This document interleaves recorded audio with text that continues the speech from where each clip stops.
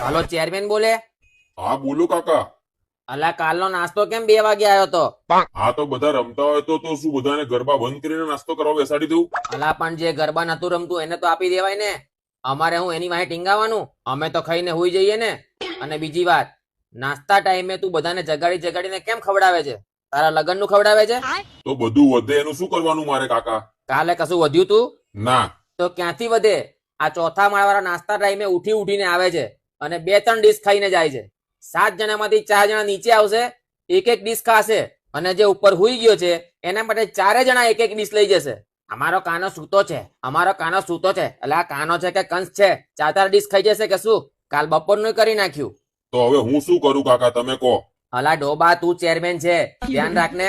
અને સાંભળ, આજે વડાપાવનો નાસ્તો છે, એક પણ ડીશ ઉપર ગઈ તો તારું વડું ને પાઉં 2 અલગ અલગ કરી નાખીશ.